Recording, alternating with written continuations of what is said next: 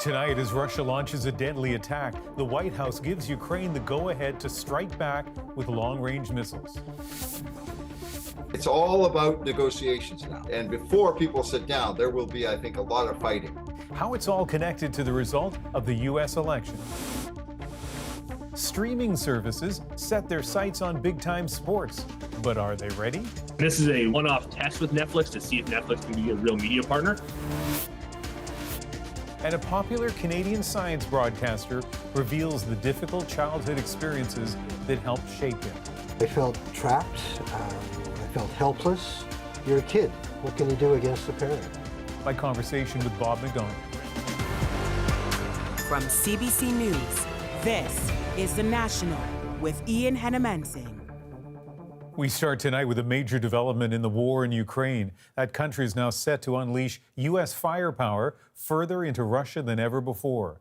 U.S. officials say outgoing President Joe Biden no longer forbids longer-range attacks on military targets, a pivot Ukraine has longed for and Russia has warned against. It comes 2 months before Donald Trump takes power with a promise to end the conflict, now approaching its third anniversary. As world leaders gather in Brazil for a G20 summit, this issue is now poised to dominate discussion. Evan Dyer is in Brazil to give us up-to-the-minute perspective, including what Canada has been saying. The Biden administration first sent Ukraine long-range ATACMS missiles back in March, but it's always resisted letting Ukraine fire them deep into Russia for fear that would cause escalation. Now the White House has given Ukraine the green light. It's partly a response to North Korea's decision to send thousands of troops to help Russia in Kursk. President Vladimir Putin was deeply embarrassed when Ukraine turned the tables on him by invading the Russian region in August. Ukrainian troops are still there and have dug in. Now Russia is amassing a large force to retake it. The missiles the White House has now authorized Ukraine to use are expected to be used to attack that Russian and North Korean force as it assembles at its staging points. U.S. President-elect Donald Trump has promised to end the Ukraine war before taking office, but all indications are that instead the war will escalate as Ukraine strikes deeper into Russia and Russia tries to grab more Ukrainian territory ahead of potential peace talks. The incoming Trump administration continues to show its hostility to Ukraine. Ми незалежна Україна. When President Volodymyr Zelensky said Ukraine is an independent country that can't be forced to negotiate away its territory, Elon Musk used his X account to mock him.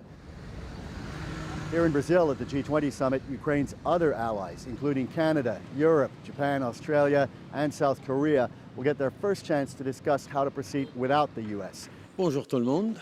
Yesterday in Peru, Justin Trudeau said the goal is still victory, but the loss of U.S. support is a heavy blow. Let's also be very blunt.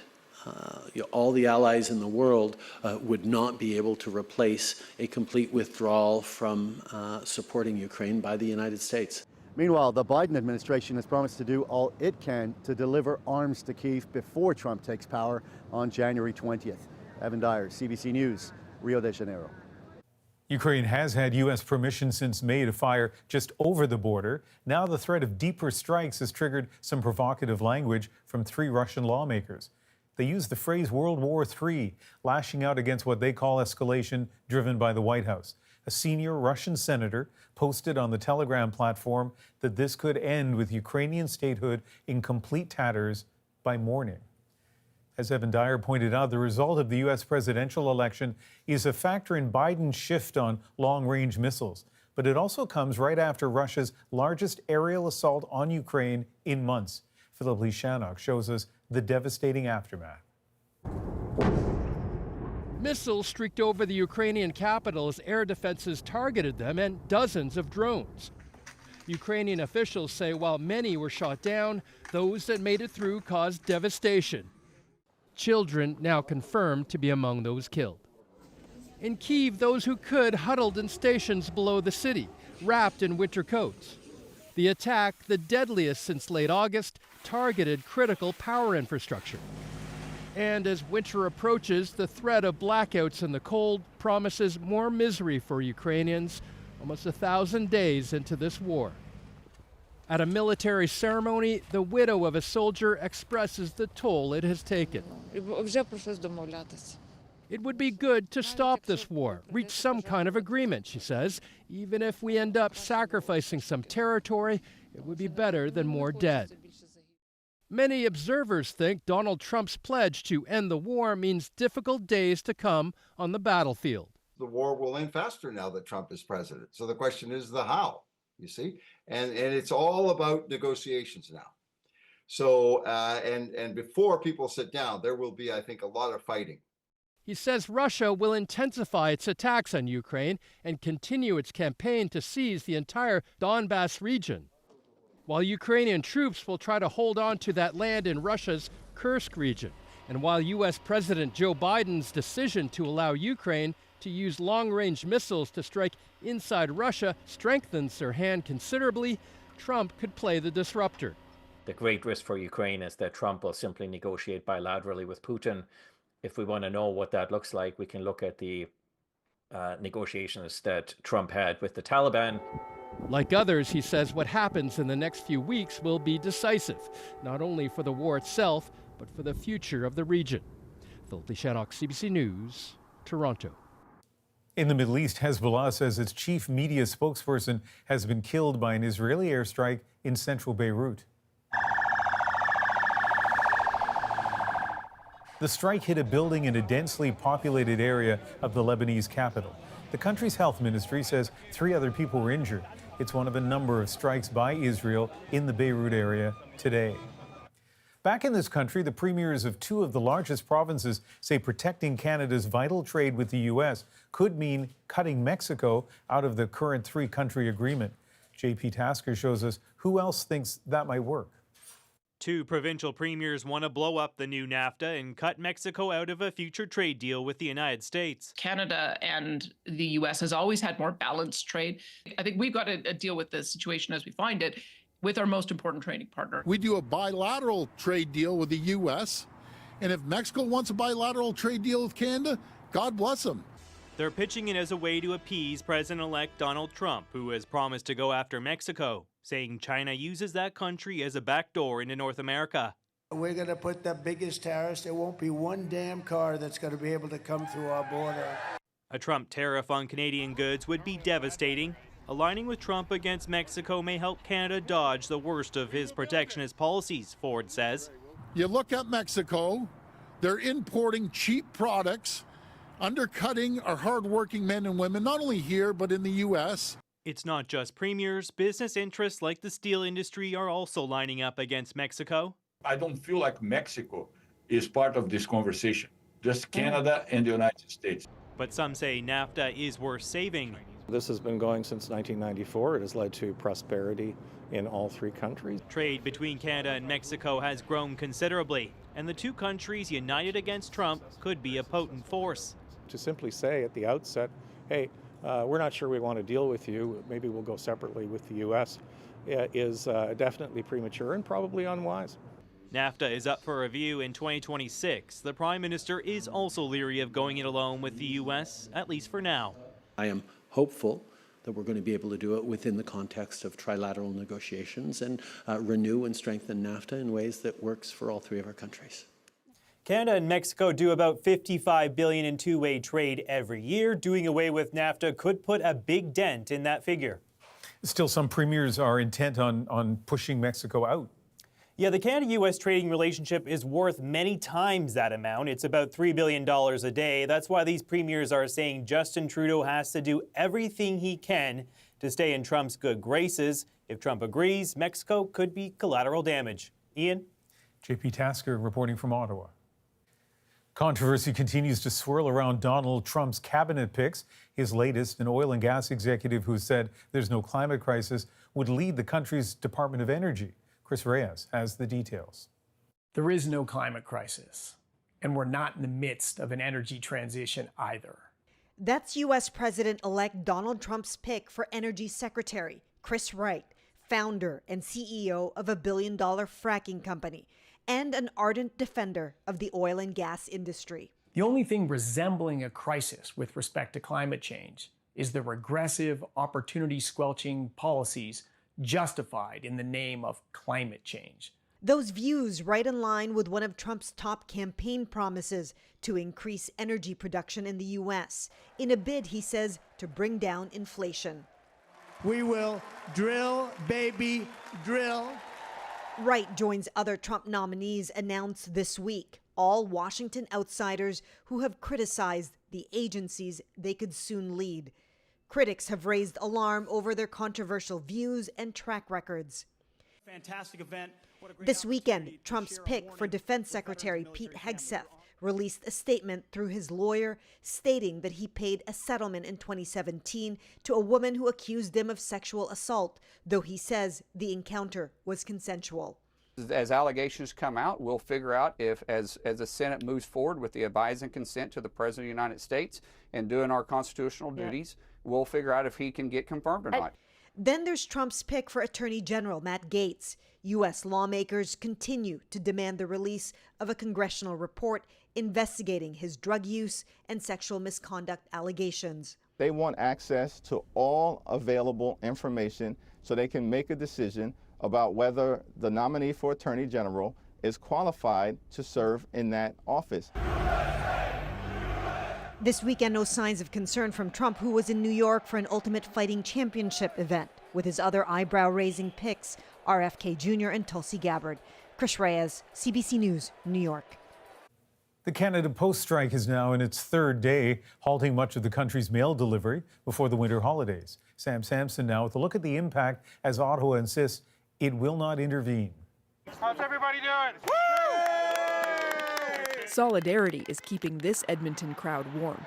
Different local unions all showed up at this weekend rally to support striking staff at Canada Post. We have members who are using the food bank, and that's not a Christmas. The strike has shut down mail delivery across Canada for 3 days now, yet the federal government insists it'll stay out of this labor dispute.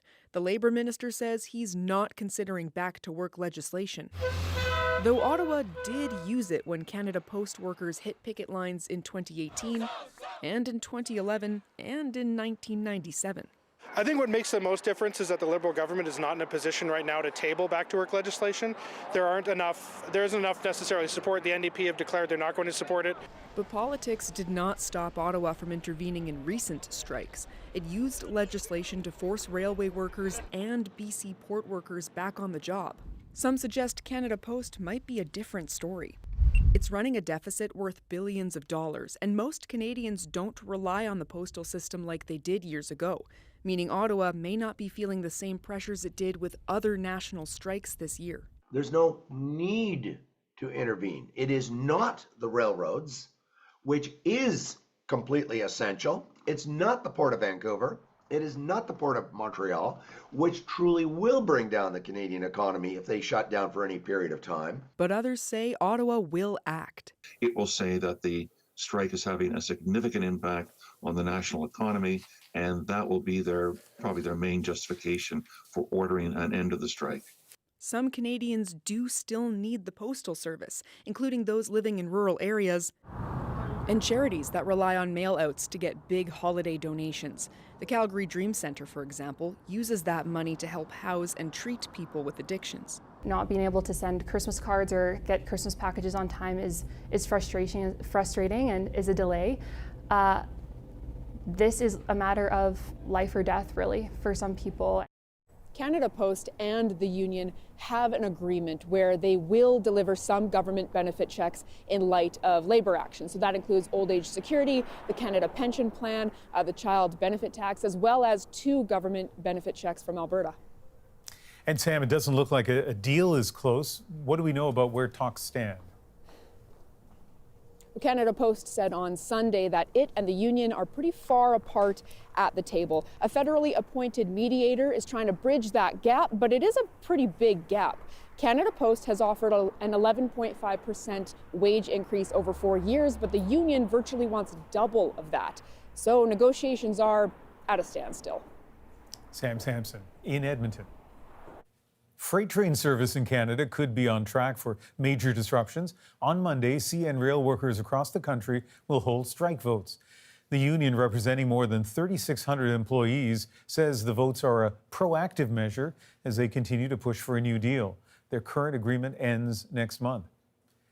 After getting badly hurt in a car crash, an Ontario man took on the other driver and one of the biggest insurance companies in the country in court.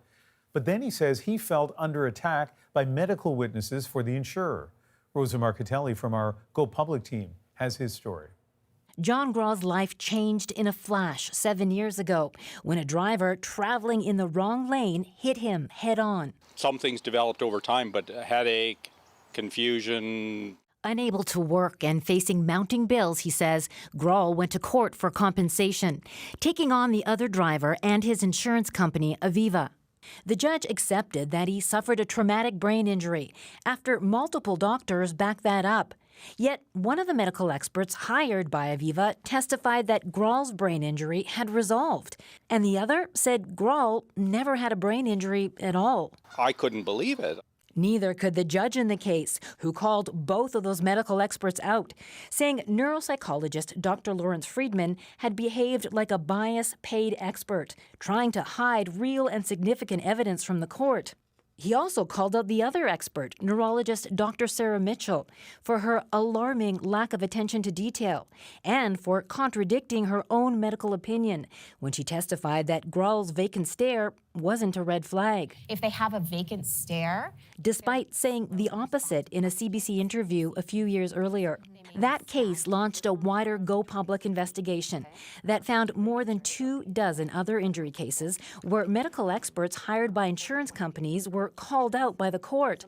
Medical experts have a duty to serve the court, not the side that hires them. I think it's important that the public knows the quality of the medical evidence that is used in courts is a big concern. She and Grawl's lawyer say that needs to change when doctors have a record of reprimands. These experts should have no role in our judicial system. The Grawl decision was appealed by the other side, but in the end, both sides came to a settlement. Aviva tells Go Public it expects its experts to be fair and objective. As for those two doctors in the Grawl case, Dr. Friedman didn't answer Go Public's questions. Dr. Mitchell says she stands by what she said in court and takes seriously her obligation to provide an unbiased expert opinion, saying that seemingly contradictory testimony was taken out of context. Rosa Marcatelli, CBC News, Calgary. Our Go Public stories come from you. If you have a tip for the team to investigate, send an email to gopublic@cbc.ca. Controversial former U.S. gymnastics coach Bela Karolyi is dead. He guided legends of the sport to Olympic wins, including Romanian Nadia Comaneci in 1976 and American Mary Lou Retton 8 years later. After defecting from Romania, he and his wife turned U.S. gymnastics into a powerhouse. But he'd later be accused of creating an oppressive culture that led to the abuse of dozens of young female gymnasts. He was 82. The Toronto Argonauts have defeated the Winnipeg Blue Bombers to take home the 111th Grey Cup. Still on his feet and into the end zone. The fanfare, the highlights, and the halftime show. Do sports and streaming make a good team? This is a one-off test with Netflix to see if Netflix can be a real media partner. What's working and what's not? Plus an unusual and unwelcome house guest. Oh my God, there's a koala in that house. We're back in 2.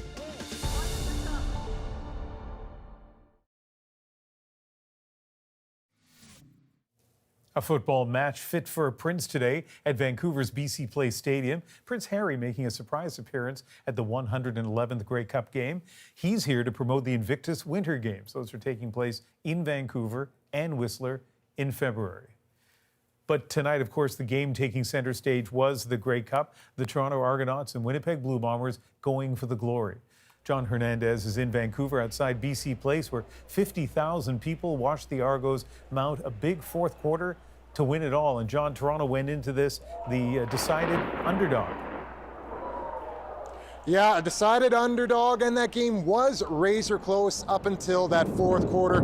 That's when the Argonauts really started pouring it on, and the thunder is collapsing here. Fans are going wild outside of BC Place as they pour out of that arena. But yes, the Argonauts win 41-24. A lot of happy Toronto fans here right now, but also I think a lot more devastated Bombers fans. Either way, fans were treated to a memorable Grey Cup game. It's a Canadian tradition that runs deep. It's part of my family. I grew up with football. It's always been my number one love. Actually, it was in our wedding vows that he had to convert to a Bomber fan. But what always makes this party special is the number of jerseys from teams that didn't make the cut. Travel around, we see the same people every year. It's just a lot of fun. This is Canada. And that national pride not lost on the coaches. It's pretty unique to see that, fans from each team coming across the country to watch this game. It's the greatest sporting event in Canada. Every year it unites the country coast to coast. The 2024 Grey Cup is underway. The Bombers score the first touchdown. Still on his feet and into the end zone. But the Argos answer back with a couple of field goals. A close game by halftime, just in time for the Jonas Brothers to take the stage. The drama mounts in the second half. The Argos go on the offensive. Arbuckle with time. Looks, end zone, touchdown! While Winnipeg's quarterback Zach Collaros injures his throwing finger. The Bombers down attempt a late game push. Pressure coming, Collaros quickly get rid of it, it's picked off! A game-breaking interception by the Argonauts, earning the team its 19th Grey Cup. So after losing their starting quarterback, the Argos defy expectations, winning their second Grey Cup in 3 years. As for the Bombers, that's 3 consecutive Grey Cup appearances, which they've lost, so they'll have a lot of soul-searching to do during the offseason, especially with next year's Grey Cup game coming to Winnipeg. Ian. John Hernandez reporting on the Grey Cup from here in Vancouver. Netflix's first shot at live sports is getting some mixed reviews. It sort of doubles down on the naysayers who are anti-streaming. Why some say streaming services just aren't ready. Plus, I'm Bob McDonald, a Canadian broadcaster who spent decades explaining and elevating science, speaks out about a dark time in his childhood. I'm living proof that you can get over it. You can get past it. And an emergency patient denied treatment until her diagnosis became dire. Every time I would tell them the symptoms, it would just be passed off as anxiety. Why she says she was judged based on gender. The National breaks down the stories shaping our world. Next.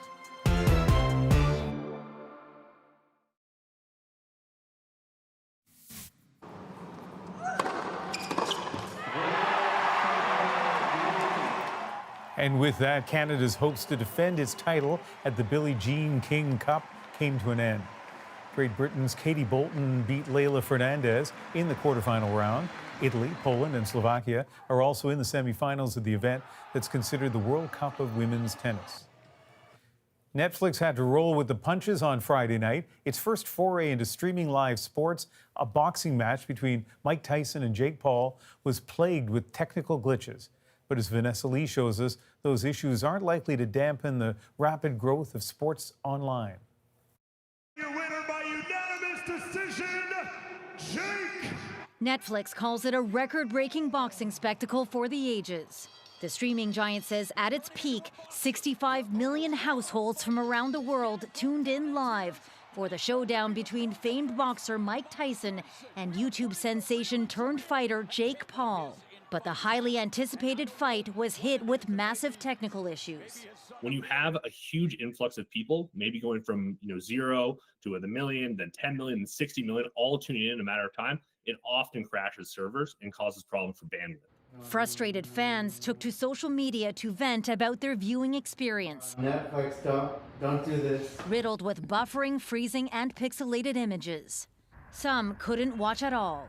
It sort of doubles down on the naysayers who are anti-streaming, and it also suggests that media corporations tend to, when we talk about sport, tend to jump in without having a fully vetted long-term plan. It was a moment for Netflix to prove it is ready to rumble with big partnerships at stake. In addition to the WWE's flagship show Raw moving to Netflix in the new year, millions are expected to tune in when it airs 2 NFL football games on Christmas Day. This is a one-off test with Netflix to see if Netflix can be a real media partner. The live sports streaming market is on an explosive trajectory. Some analysts expect Amazon to bid upwards of $6 billion when the NHL's current $5.2 billion deal with Rogers expires in a couple of years. The future of the end consumer are not just millennials, but Gen Zs and Gen Alphas, and these are consumer demos that don't know legacy TV. Netflix has not commented on Friday's primetime debacle, a major blow to its live sports debut. Vanessa Lee, CBC News, Montreal. Now it's time to dig deeper into the stories shaping our world. A Newfoundland woman says doctors ignored her concerns because of her gender until her symptoms became life-threatening. And I could have died if I didn't keep going back to the hospital. But first. I'm Bob McDonald, and I'm curious about everything. Longtime CBC broadcaster Bob McDonald has spent decades distilling some of science's biggest breakthroughs. I like what science did, but I wasn't good at doing it. But in his new memoir, he also shines a light on the moments that shattered his childhood. I felt trapped. I felt helpless. You're a kid. What can you do against a parent? Bob opened up about the trauma he endured and how he's refused to let it define his life. So I wanted to do this down here with your boat because I think this is a side of you that a lot of people might not know. Whether it's on this or the motorcycle, you've defied death. You're an adventurer. Yeah, I like being outside. Sailing is a very outdoor experience, so is motorcycling. Yeah. And you're in touch with nature, you're very tuned to the weather and the water. And a sailboat is a beautiful balance between, the human and all of the elements. And you just get it just right. When you get the sails set right and the wind's right, it's beautiful, it's elegant, it's something I really love to do. And it's a great way to travel. This boat's big enough I could actually live on it. Let's so go sort of like inside. camping on the water. So come on in here. How many years have you been sailing? Welcome aboard. Oh, thank you. Since the early 80s. Wow. Yeah. So it's not just sailing and motorcycle riding that you revealed in this book. There's a lot of it that's deeply personal. And there's one difficult topic that I thought we would deal with in the top. Hard to read. It must have been really hard to write. I just want to read an excerpt from your book. More than 60 years later, I can still recall in painful detail a night I wish I could not remember. The actions of a selfish, intoxicated parent towards a 7-year-old child were more than physically frightening.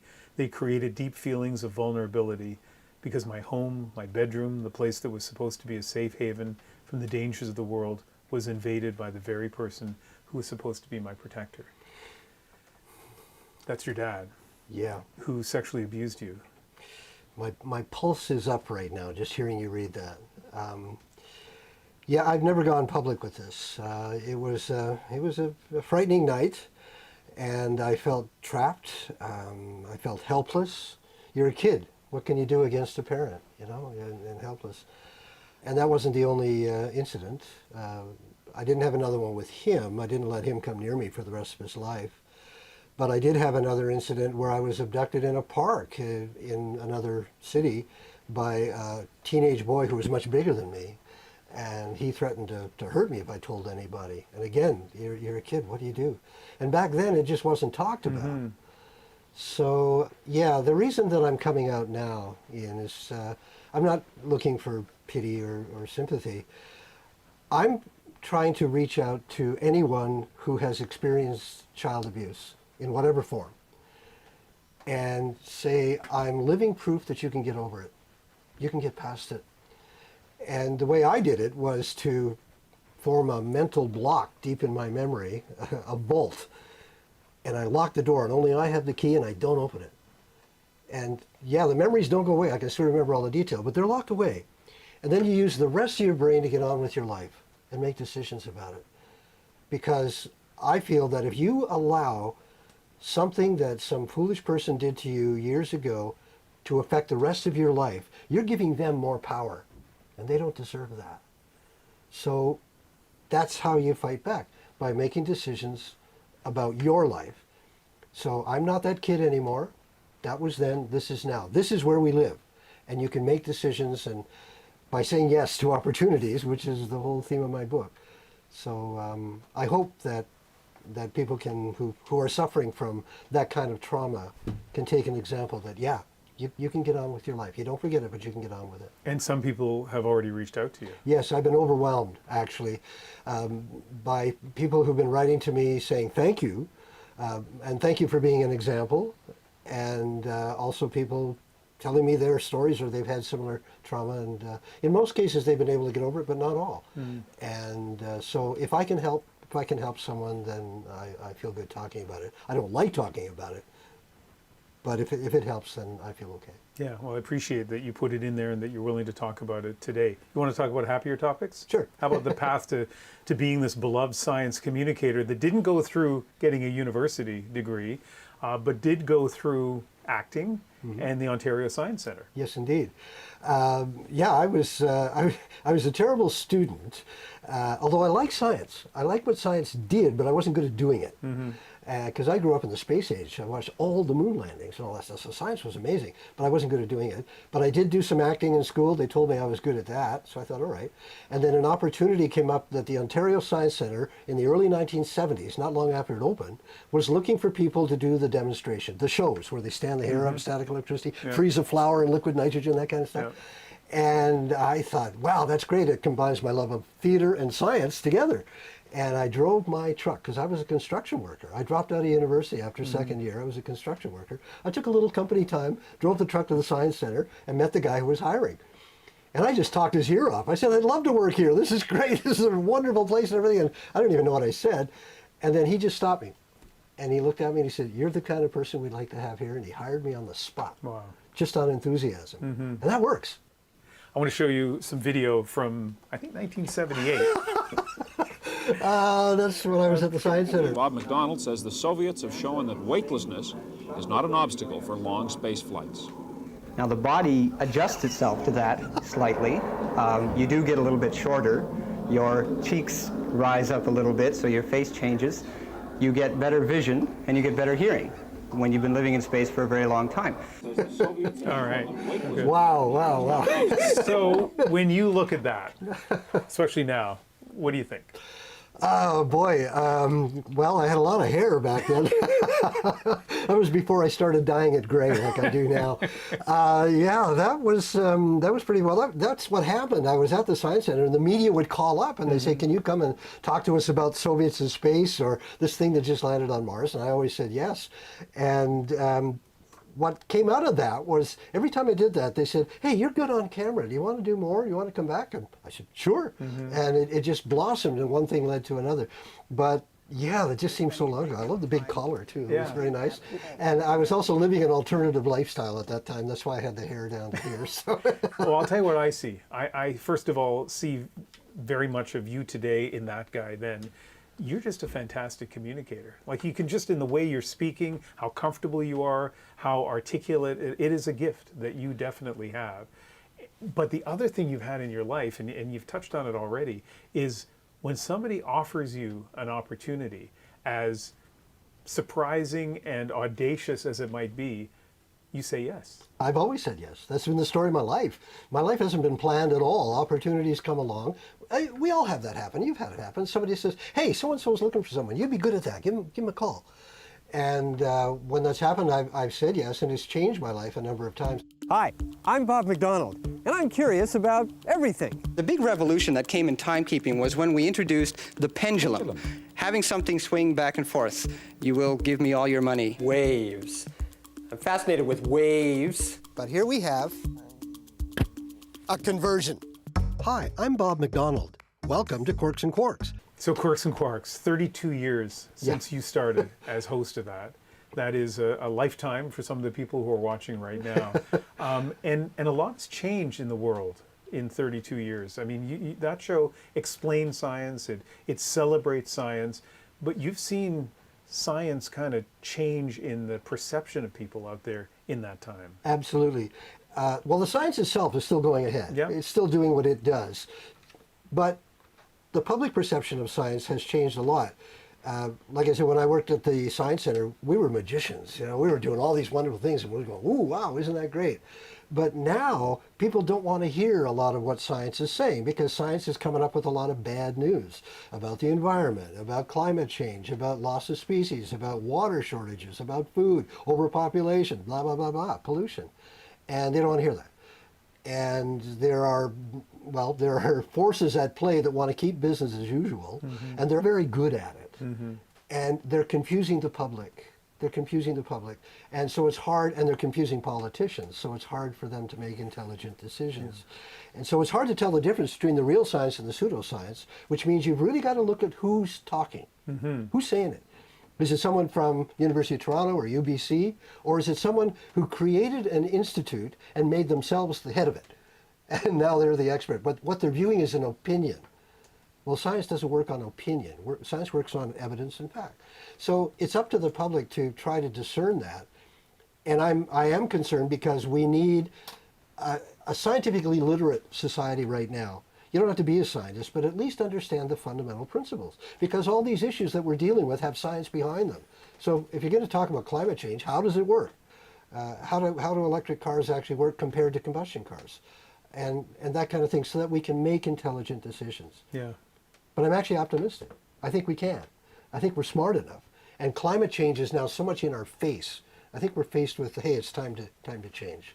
So, let the old guard make all the noise, but let's move ahead. Well, we need people like you that excite the rest of us about science, so keep doing it. Ian, it's a pleasure talking to you. Thank you. There's so much more in his memoir that we couldn't get to, Just Say Yes. He's an adventurer, whether it's on his motorcycle or his sailboat, or the time he was coming back from a conference and as a young man and just flew around the world, not sure where his next stop would be. Lots to learn in that book. And if you want to listen to Bob's take on the latest scientific discoveries, you can catch a show, Quirks and Quarks, every Saturday, and then again on Thursday on CBC Radio 1. It's also available on the CBC Listen app or wherever you get your podcasts. After multiple visits to emergency while dealing with severe pain, a Newfoundland woman is calling out hospital staff.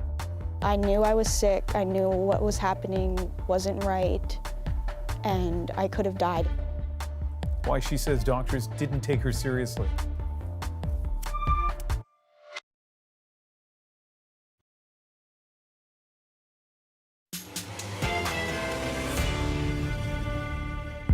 Dismissed for days by emergency doctors, a Newfoundland woman's condition nearly turned fatal. Basically, every time I would tell them the symptoms, it would just be passed off as anxiety. She says her gender became a roadblock to quality care, and some experts say she's not alone. Malone Mullen now with a startling ordeal and the calls for change. If Joy Spence had it her way, she'd never see the inside of an emergency room again. She's still reeling from the last time she was here, in agony and begging for help. Pleas she believes were ignored because of her age and gender. It started in May. Pain in her right side, weakness, vomiting. The symptoms got so bad she began going to the ER, but doctors said her test results were normal, that it was nothing serious. I would go to the hospital, and basically every time I would tell them the symptoms, it would just be passed off as anxiety every time, and I would be sent home. And it just kept getting worse. Like, the pain would just, it was so tight here in my chest area, like I wasn't able to move. I couldn't eat food anymore without it just coming up. I was passing out. Spence went back 10 times in less than 2 weeks. She was told the issue was either in her head or an uncomfortable case of constipation. So many laxatives that they gave me in those past 2 weeks, and like I would tell them too, like nothing's even coming out anymore. Like it's not just this, I don't think, but no, they were dead set on the constipation, and only constipation, like it can only be that, yeah. She says she spent 12 days in agony, back and forth between home and the hospital, with no resolution. She recalls screaming for help in a hallway at the Health Sciences Center, doubled over in pain, and nobody came. But when her vomit turned green and black, a new sense of urgency. That's when doctors rushed Spence into surgery, where they discovered her appendix had burst and was riddled with gangrene. The operation was a success. She's recovered physically, but mentally, months later, Spence is still in shock. She's losing weight, can't sleep, and her hair is falling out by the handful. I think when I walked into the room and they seen a 21-year-old young girl, they immediately dismissed me and thought that there couldn't be anything wrong with me, so I was not on their minds and not on their radar. And if they didn't have that preconceived idea of me, those thoughts wouldn't have been formed, and maybe I would have gotten the proper care that I should have. Since sharing her story, Spence says she's heard from other women who similarly felt ignored by the healthcare system, who had to fight to be believed. I spoke to some of those women for this story. They said that their pain was diminished when they went to these ERs. They were told their symptoms weren't as bad as they thought it was, and they believed they weren't taken seriously because of their gender. The international science journal The Lancet published an editorial this year on the subject, noting an Australian study which found 1 in 3 women had felt dismissed and unheard by an insensitive medical professional. This women's advocate says the problem is systemic.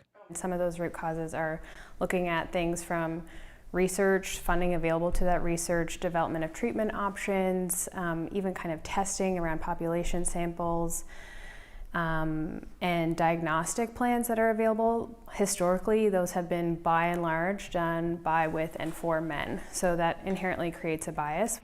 But this head of emergency medicine says that bias doesn't exist in his hospitals. If we find that there is a trend for this, then we would go to the physician group and say we really need to sit down and see if there is an issue here we need to address and potentially up our awareness and potentially do extra training in that area. But as the clinical chief, I have not come across any complaints of this type that would lead me to suspect that there is a recurring issue here and there's a pattern. The health authority says it doesn't have any formal gender bias training for staff, but within the next month plans to incorporate it during training for new hires. It says anyone on the receiving end of discrimination should make a formal complaint so the NLHS can improve its care.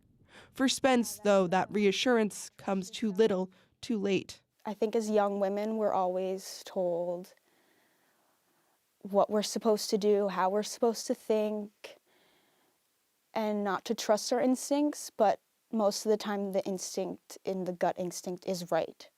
I knew I was sick, I knew what was happening wasn't right, and I could have died if I didn't keep going back to the hospital. If I had listened to those doctors and went back home, what could have really happened if I didn't go back? It's a question that still haunts the young woman who believes a patient in pain should be believed. So, as I just mentioned, Joy Spence is still trying to recover from what she went through, but she has told me she's been inundated by stories from other women since going public, and now, at the very least, Ian, she feels less alone. And so, no surprises, since this story was published online earlier this week, you have been getting feedback from across the country. Tell us about that. Yeah, I have. I've never gotten so many emails from readers who all said almost exactly the same thing. I heard from dozens of women across the country who were told their pain does not exist or is a symptom of something minor and inconsequential. And Ian, given the research and the number of books written on this subject, they all described a sense of despair that despite all this knowledge, it keeps happening and it's so widespread. All the more reason to do a story like this. Malone Mullen in St. John's, Newfoundland tonight. Coming up, a couple in Australia comes home to a furry surprise. Oh my God. What do I do? The unusual intruder is next in our moment.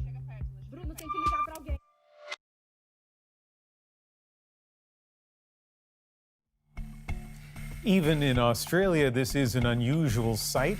A couple discovered this koala in their bedroom. And getting the uninvited guests to leave was kind of tricky. As the koala made it known, it wanted to stay. Tonight, the messy marsupial makes our moment.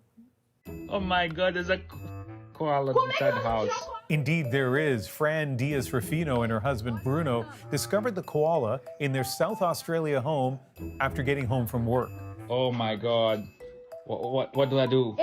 It was already after midnight, and the koala looked like it was settling in, ready to fight to stay in that comfortable bed. I just tried to pick him up first, He didn't allow me to. It started to bite. But Fran and Bruno were determined to get their bedroom back. And with some clothes and gentle guidance, the marsupial found itself back outdoors. He gets out. He's out. He's out. A unique experience that gave the world an unexpected tour of the Ruffino home and left the couple wanting to make one thing very clear. My bad. He made that mess. So as upsetting as that might have been at certain moments, and I get the sense that it was, especially when the koala was kind of fighting back there, they got the whole thing on video and they posted it. Very 2024. Thank you for being with us. You can watch anywhere, anytime on the free CBC News app and subscribe to the National's YouTube channel. I'm Ian Hannah-Mansing in Vancouver.